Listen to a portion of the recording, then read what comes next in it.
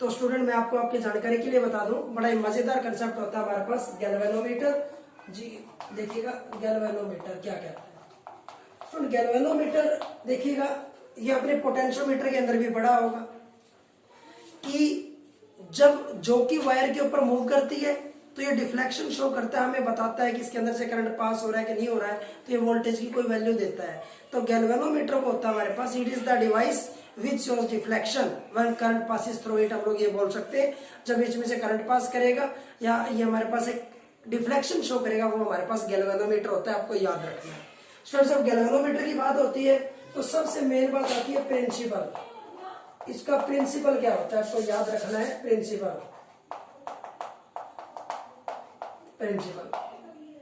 Principal एक छोटी सी बात कहता है, यह कहता है कि अगर किसी कॉइल में करंट हो और उस कॉइल को मैग्नेटिक फील्ड के अंदर रख दें तो वो रोटेट करेगा और टॉर्क एक्सपीरियंस करेगा। Means whenever a current carrying coil is placed in uniform magnetic field then it rotates and experiences a torque।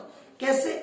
इस तरफ नॉर्थ है, इस तरफ साउथ है, मींस चुंबक हो गया, कोई मैग्नेट हो गया, और एक कॉइल ये मेरे हाथ में है, इसमें से करंट चल रहा है। तो जैसे ही मैग्नेटिक फील्ड के अंदर इस कॉइल को रखेंगे जिसमें करंट है तो ये रोटेट करेगा, और जब ये रोटेट करेगा तो हम वहां बोलेंगे कि टॉर्क एक्सपीरियंस हो रहा है।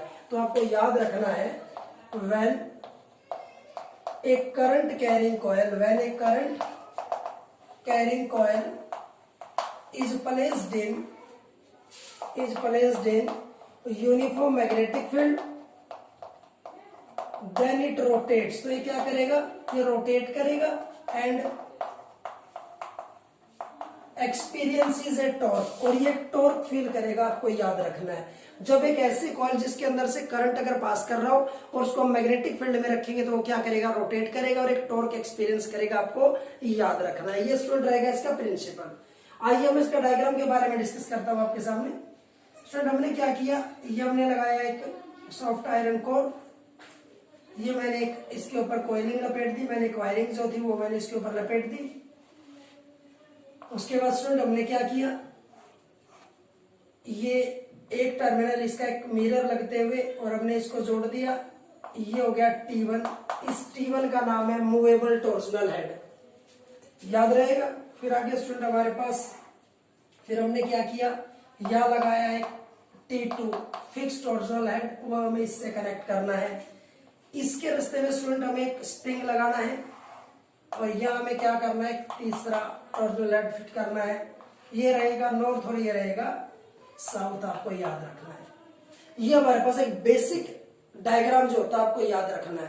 तो इसके देखिए स्टूडेंट कंस्ट्रक्शन क्या कहते हैं मैं आपको बताने जा रहा हूं, आपको कंस्ट्रक्शन बड़े ध्यान से सुनिए। कंस्ट्रक्शन का काम क्या होता है देखिएगा। कंस्ट्रक्शन क्या काम करेगा, ध्यान से आपको ये बात सुननी है। स्टूडेंट कंस्ट्रक्शन का मतलब क्या होता है?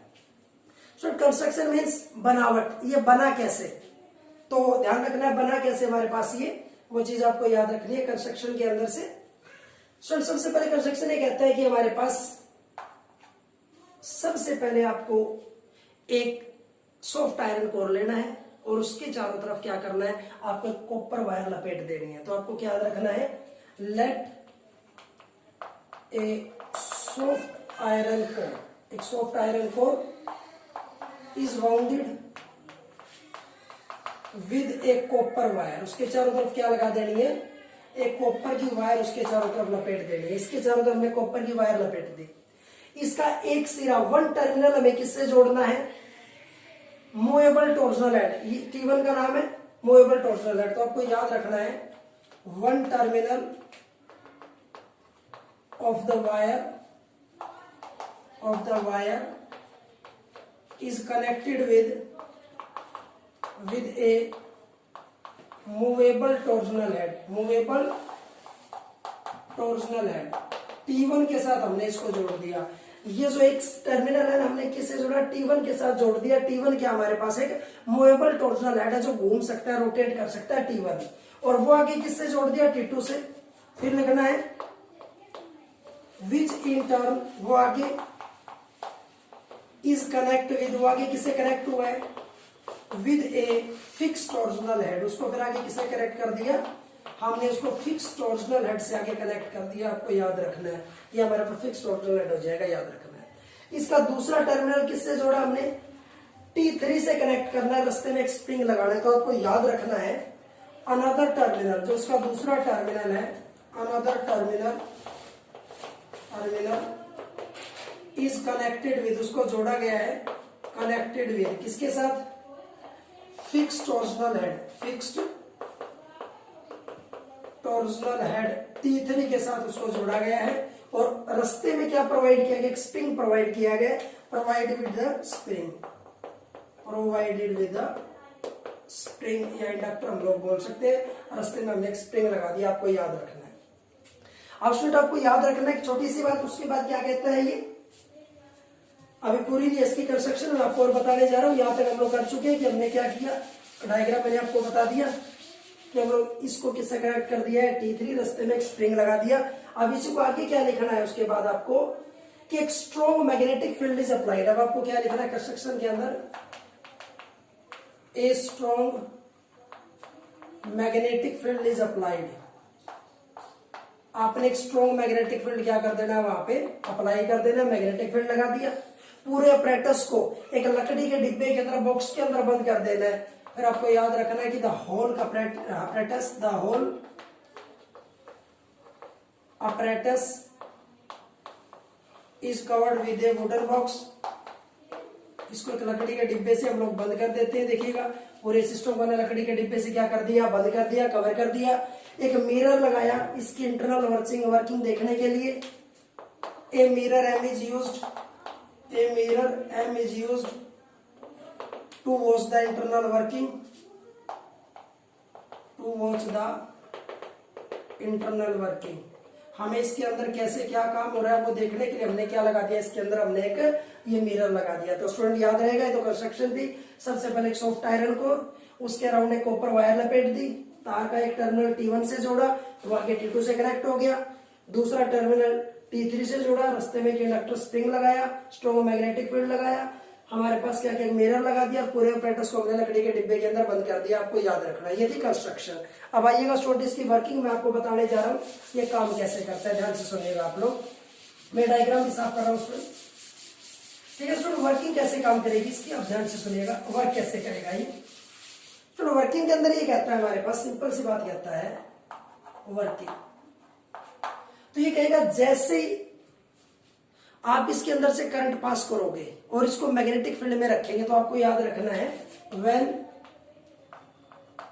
Current passes through the coil, through the conductor, जब कंडक्टर के अंदर से करंट पास करेगा and a magnetic field is applied, और एक मैग्नेटिक फील्ड लगा दिया जाएगा, magnetic field is applied, then it start rotating. तो ये क्या करेगा, इट स्टार्ट रोटेटिंग।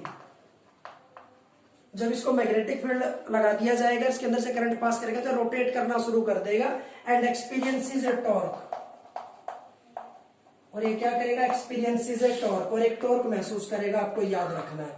और आप जानते हैं टॉर्क का जो फॉर्मूला रहेगा वो रहेगा NBIA, आपको याद रखना है, ये टॉर्क का फॉर्मूला रहेगा। यहां जो टॉर्क लगेगा ना स्टूडेंट, वो आपको याद रखना है, एक तो नंबर ऑफ टर्न पे डिपेंड करता है, एक मैग्नेटिक फील्ड इंडक्शन पे, एक करंट पे और एक एरिया के ऊपर वो डिपेंड करेगा।